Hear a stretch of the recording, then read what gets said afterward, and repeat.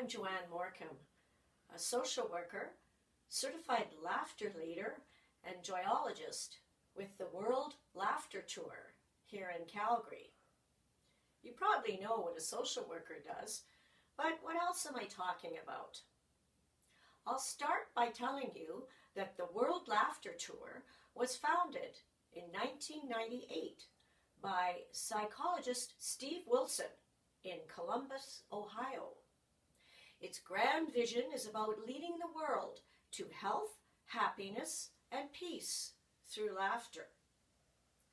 Its mission is to develop credible, effective laughter therapy programs under the guidance of qualified leaders. The World Laughter Tour has many aims, one of which is to promote laughter everywhere, including schools, community centers, workplaces, hospitals, and nursing homes. As a social worker in long-term care, one of my favorite activities is to lead laughter club sessions with groups of residents. In the sessions, we follow a very mild exercise routine designed to promote what Steve Wilson calls true mirthful laughter for a happy, healthy lifestyle based in healthy attitudes. As the leader, I describe and demonstrate each exercise for the group. Then we all do it together. For example, here's a simple warm-up exercise that involves chanting and clapping. We say, ho, ho, ha, ha, ha, 3 times while clapping our hands. After the 3rd time, we raise our hands and say, yay. It goes like this. Ho, ho, ha, ha, ha, ho, ho, ha, ha, ha, ho, ho, ha, ha, ha, yay! Now I'll describe and demonstrate a laughter exercise that's really popular with my laughter club. It's called the Royal Wave.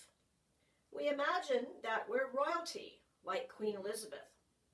We wave to the crowd and then we laugh like this. Let's do it together on the count of 1, 2, 3.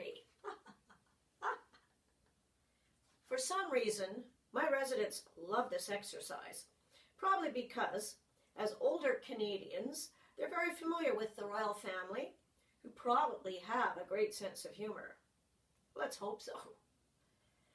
A typical laughter club session consists of 4 or 5 different exercises, interspersed with deep breathing and other components, such as instructions for good-hearted living that prevents hardening of the attitudes. It doesn't involve joke telling because not everyone likes jokes or understands them. But almost everyone enjoys having fun in a group with their friends or just friendly people.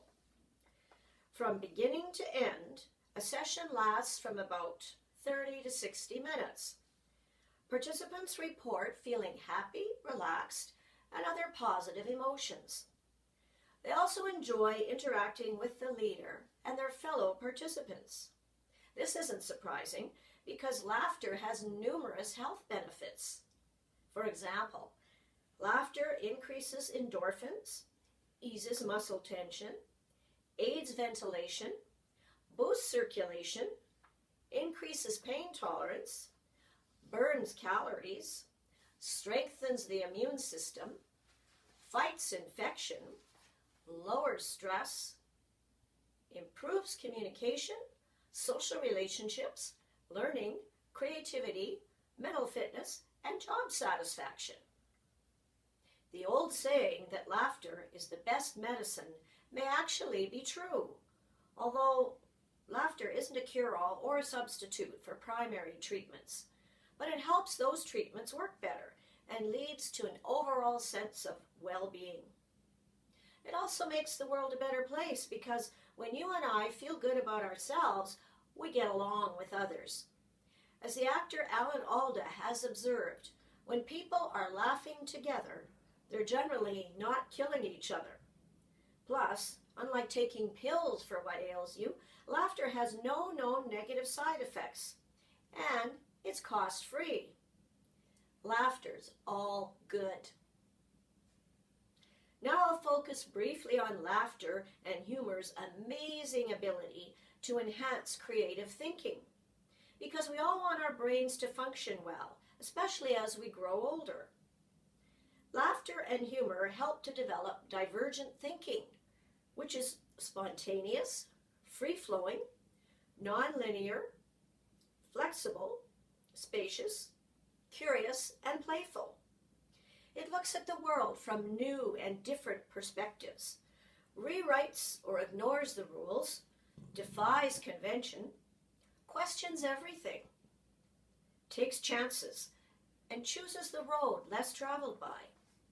Doesn't that sound like a fantastic way to be inspired to write a book, paint a picture, or formulate the theory of relativity? Yes, Albert Einstein, the famous theoretical physicist, was known for his sense of humor and playfulness.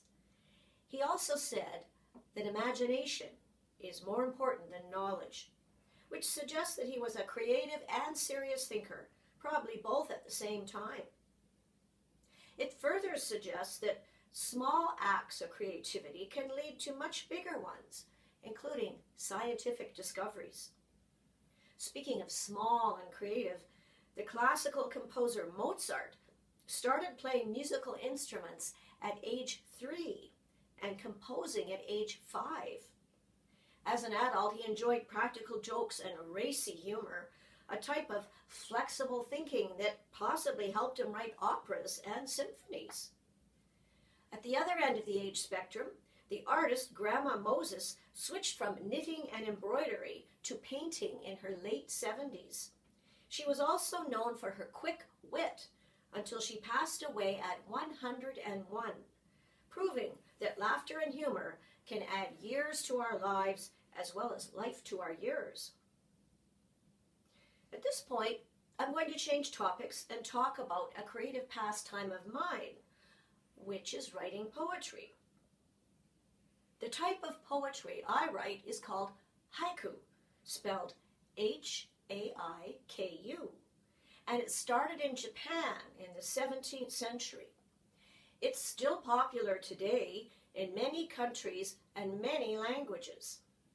As you may already know, haiku are the world's shortest poems, consisting of no more than 17 syllables, with 5 or fewer in the first line, 7 or fewer in the second line, and 5 or fewer in the third line. There's often a seasonal reference in the haiku, like a flower, a leaf, a snowflake, etc. There's also an implied comparison between two things described, resulting in a flash of insight or an aha moment for the reader. As an example, here's a haiku of mine that received an honorable mention in the 2020 Vancouver Cherry Blossom Festival Haiku International Invitational. I'll read it twice because it's very brief. Pandemic.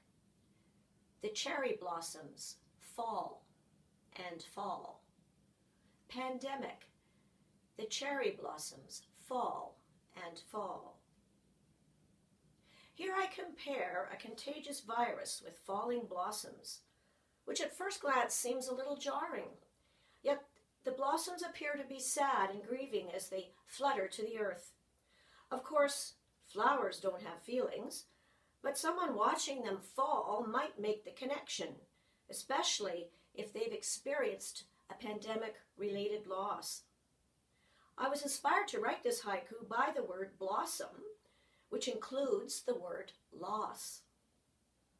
So what looks like a simple little poem isn't simple after all, and that's one of the things I love about haiku.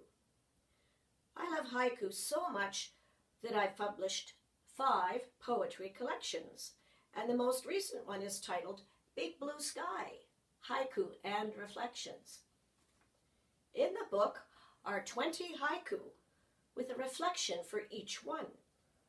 My reflections and my introduction offer some writing tips in case you feel inspired to write your own haiku, and why wouldn't you?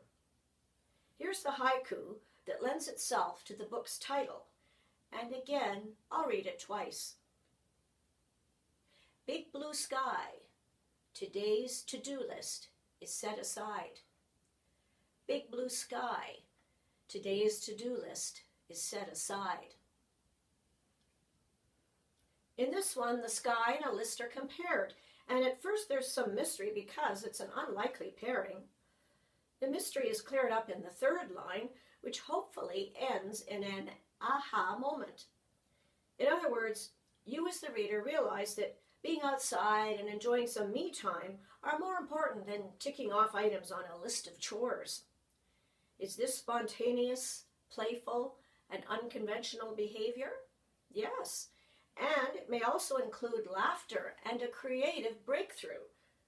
For example, as you're going for a leisurely walk, you solve a problem that you've been turning over in your mind. Then you burst out laughing, or maybe you laugh first and then solve the problem. This happens to me every so often, and I hope that it keeps happening because I enjoy problem solving, especially if I'm trying to finish a haiku with just the right word. Now, just in case you're wondering if there's such a thing as a funny haiku, the answer is yes. Here's one from my new collection that was inspired by a walking tour of a South American city. Our tour guide described a no-tell motel in an extremely bored tone of voice, which struck me as amusing and ironic. In a monotone, our tour guide explains about love hotels. In a monotone, our tour guide explains about love hotels. Humor and unexpected situations may be the best kind because it's a surprise. On the tour, I would have expected the guide to be animated and excited when describing the love hotels, but he wasn't. Also, if I hadn't felt happy and relaxed that day, I might not have appreciated the situational humor or written a haiku. So it's true that happiness leads to creativity and vice versa. Furthermore, every time I read the haiku, even years after the event, I experience the same emotions, almost like looking at a favorite photograph. Haiku, by the way, are sometimes called word pictures, which is an apt description for tiny poems with big and lasting impact. If you're interested in learning more about haiku poetry and laughter therapy, or buying one of my books, I invite you to get in touch with me at my email address, which is morcomj@telus.net. You can also visit me at www.joannemorcom.ca. I'm available for haiku presentations, haiku writing workshops, and laughter therapy sessions. So don't hesitate to make an inquiry. Meanwhile, here's a quote to ponder from the great romantic poet Lord Byron, who said, "Always laugh when you can. It's cheap medicine." Thank you for listening, and keep self-medicating with laughter. You might write a bestseller.